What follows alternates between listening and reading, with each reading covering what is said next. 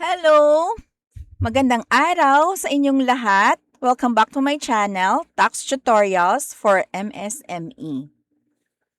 Marami akong tutorial videos tungkol sa filing and payment of annual income tax from previous years, 2023, 2024. Ngayong 2026, may tutorial video na ako how to file ng 8% income tax rate for the year 2025. Konti na lang yung views, siguro madami na yung marunong talagang mag-file ng kanilang annual income tax return using 8% income tax rate. Ang ituturo ko ngayon ay sample naman ng annual income statement for the year 2025 dahil may nag-request sa akin na humingi ng sample ng format ng financial statements. So, ang format ng financial statements ko po ay available siya sa one-on-one tutorial. Pero ayoko namang ma-disappoint yung aking mga subscribers and followers. Kaya gumawa ako nito ng video ng sample ng annual income statement para pwede nyong gamitin na basis sa pag-file ng inyong annual ITR for the year 2025. Ito ay actual data galing sa aking client sa one-on-one tutorial. Ang kanyang gross sales, online seller pala siya, ang kanyang gross sales ay 124,372 for the whole year na ng 2025. Lower siya kumpara doon sa sales niya noong 2024 dahil humina na daw yung online selling. So, continuing business na siya. So, noong 2024, nag-file na din kami ng annual financial statements niya at annual income tax return. At the beginning of the year, meron siyang beginning inventory. Itong inventory na to, beginning, ay ang ending inventory ng December 31, 2024. So, may may supporting document yan. Yung inventory list for the year 2024 na sinubmit sa BIR from January 1 to January 30 kasi January 30 ang deadline ng inventory list. Meron din tayong inventory noong December 31, 2025. May proof din yan siya. Yung filing niyan ay, ang submission niyan ay from January 1 to January 30, 2026. So, yun yung proof niya ng iyong inventory. So, for the whole year, dapat nag-record ang taxpayer ng purchases. Purchases of merchandise for sale. So, ang total ng kanyang purchases ng products na kanyang ibebenta ay umabot ng 107,457. So, i-add natin yung beginning inventory plus purchases, total cost of goods available for sale. Then,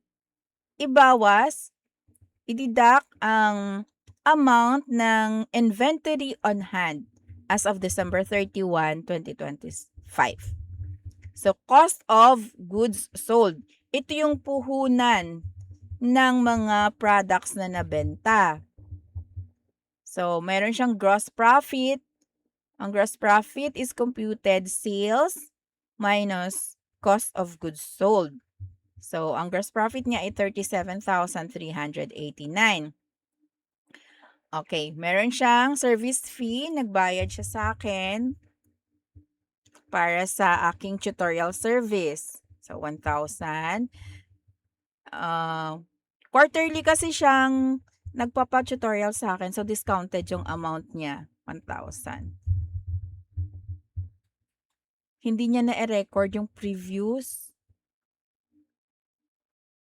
Pumasok na sa 2026 yung tutorial service niya sa akin na 1.5. Ito, tutorial service na 'to sa akin noong, this noong ano, 3rd quarter 2025. So, yung previous quarters, siya na nag-file ng kanyang 2551Q at saka 1701Q.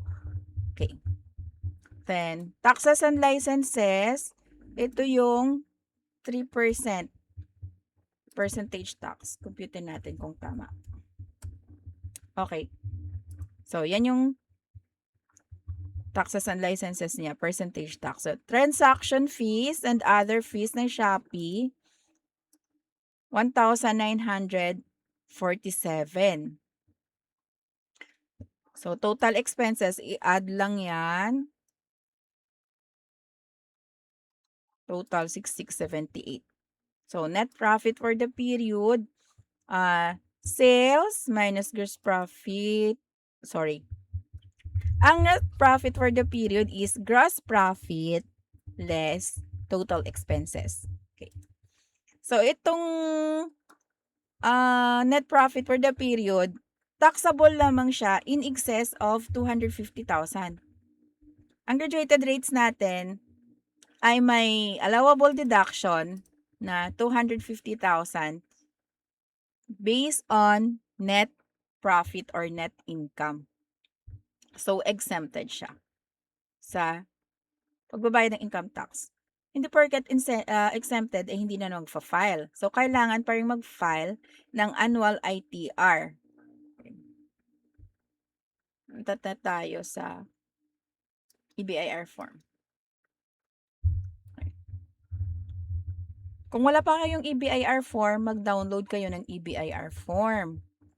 Kapag nakapag-download na, i-enter ang taxpayer identification number, RDO code, line of business, registered name, registered address, zip code, telephone number, and active email address. Para hindi na ako mag-edit, para maipost ko kaagad tong video na ito.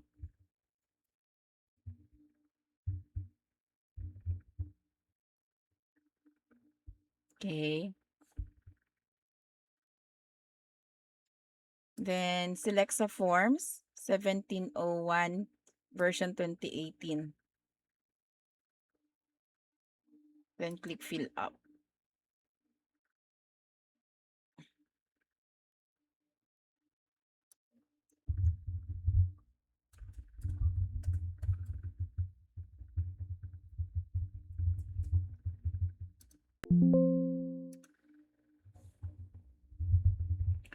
And click fill up. Click OK.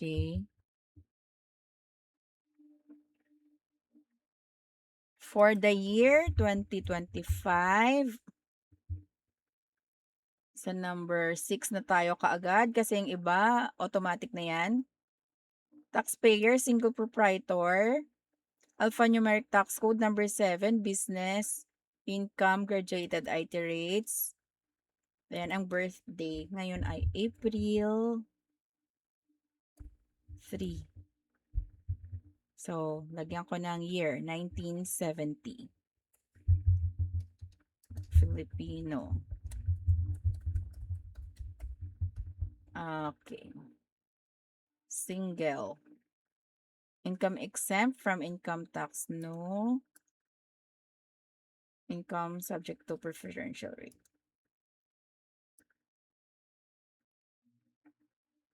Then, dito tayo sa number 21. Graduated rates. Method of deduction. Itemized deduction. Kung kayo ay nag-choose ng optional standard deduction sa quarterly, optional standard deduction ang gagamitin nyo sa annual. Kung sa quarterly, 1701Q, nag-choose kayo ng itemized deduction din dapat sa annual. Kapag nag-itemized deduction, kailangan ng income statement para dun sa iyong sales and expenses. So, for graduated rates, dito sa number 8, dyan yung total annual sales. Balik tayo sa screen ng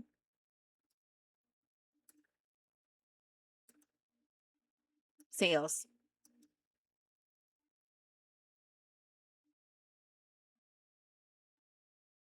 $124,372. So, 124,372. Then, cost of sales applicable only if availing itemized deductions. Okay.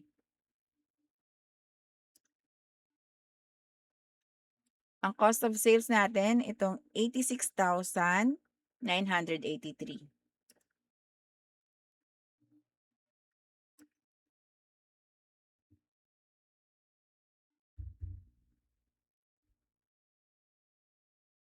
Okay. So, ang net profit, gross income, 37,389.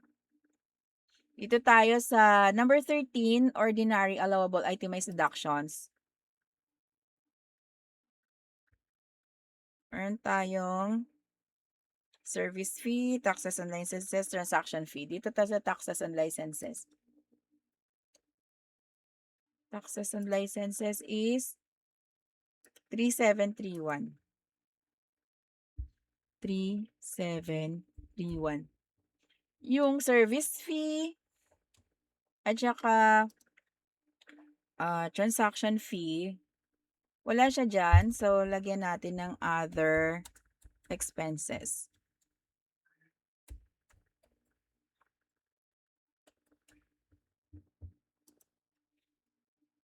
I-add ko lang yung service fee at saka okay.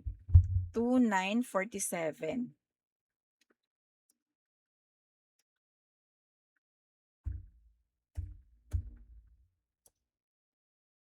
Total expense 6,678.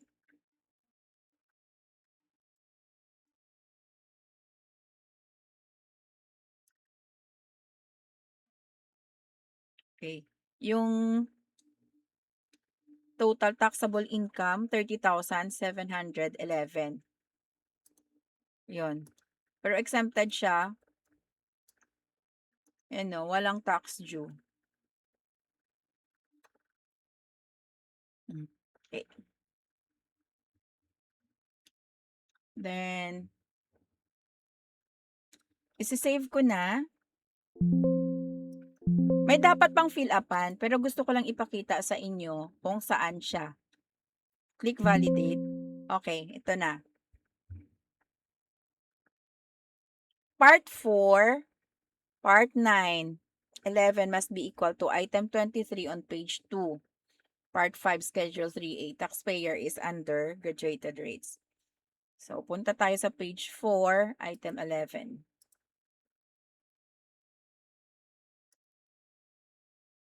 Page 4.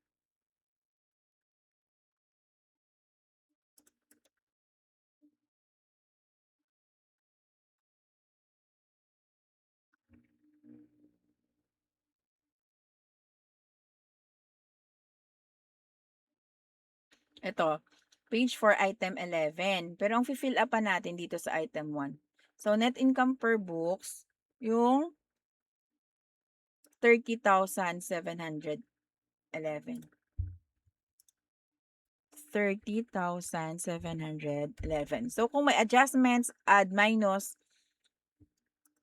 so, magkakaroon siya ng pag sa mga maraming transactions na, mga not allowable, ganun. Mga non-deductible, or kailangan i-add. So, ganun.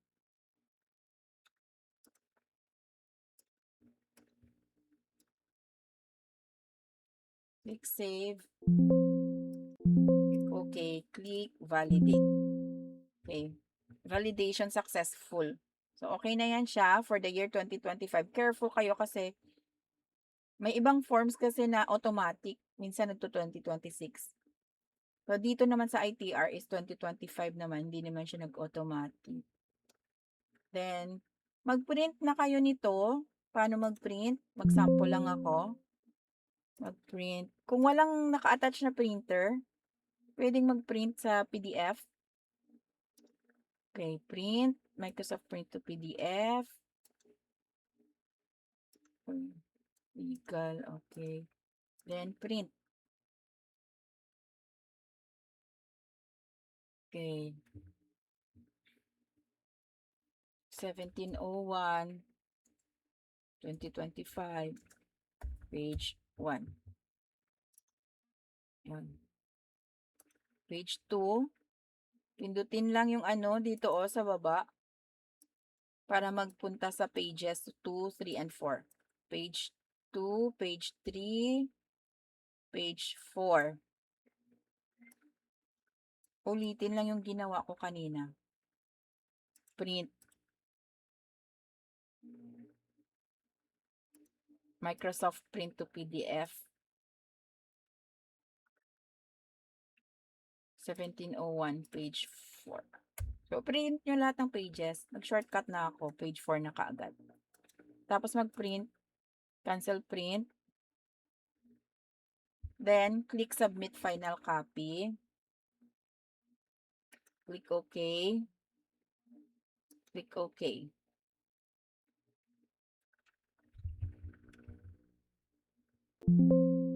Okay, submit successful and notification will be sent to your email. So, ngayon, may RMC 2026 na tayo. RMC 2026. Nasa wall ko siya sa FB. Pwede nyo na ring i-search dito sa sa BIR website. Teka, pakita ko.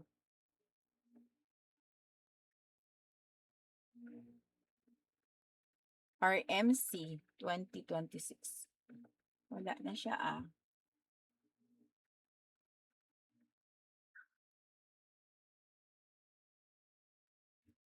So, kung hahanapin mo yung RMC, punta ka dito sa RMC 2026. Guidelines for the filing of annual income tax returns and payment of corresponding taxes due thereon. So, read natin yung full text dito sa page, ano ba to?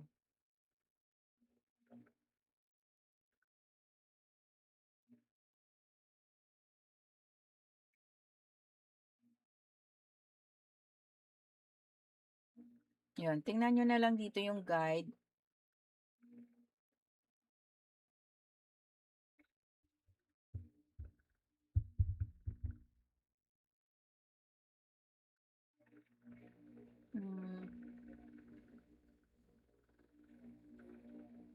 Papakita ko sana na acceptable na yung submit submission, submit successful as proof of filing.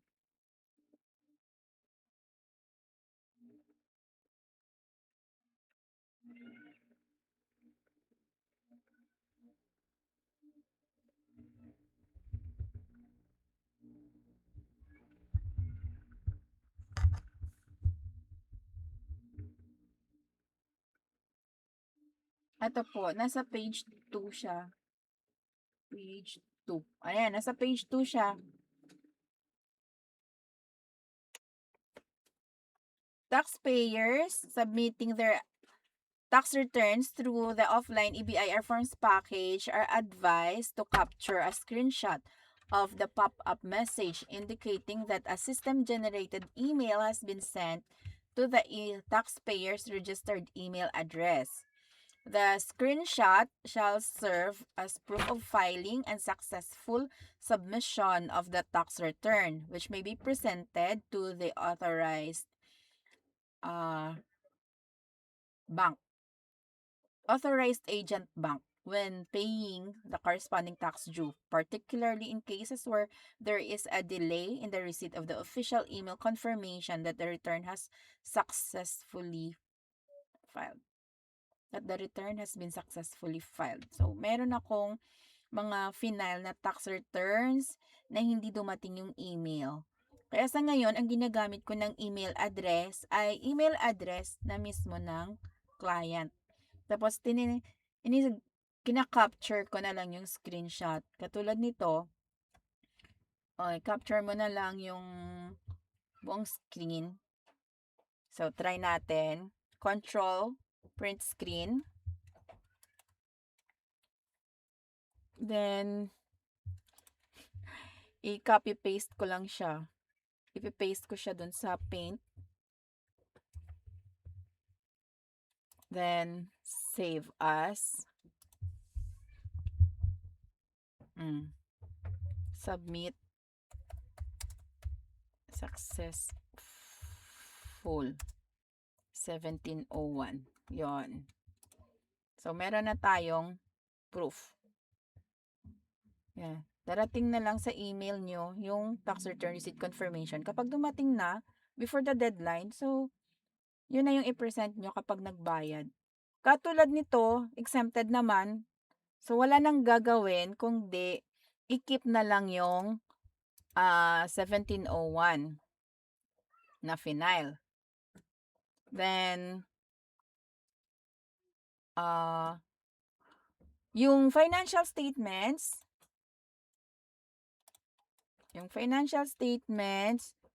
itong annual income statement, kung makakagawa ka ng balance sheet at saka changes in owner's equity. So, yung set na yon ng financial statements ay kailangang i-submit. Sa ngayon, ang submission ay through AAFS na din. So, panoorin nyo na lang yung aking tutorial video ng submission of financial statements through AAFS. May mga clients ako na hindi na tinanggap sa BIR Revenue District Office. So, sa online submission na talaga nagsasubmit sa ngayon. So, panoorin nyo na lang yung aking tutorial video. Okay? Sana may natutunan kayo sa aking tutorial ngayon. Pag napanood nyo to, please comment po kayo. Please share na din sa iba nyong friends, sa iba nyong ka-groupmates, mga nasa GC nyo na nangangailangan ng sample ng income statement. Thank you so much sa aking mga subscribers. Sa mga bago pa lang sa aking channel at hindi pa kayo nakasubscribe, please subscribe. Thank you so much, guys!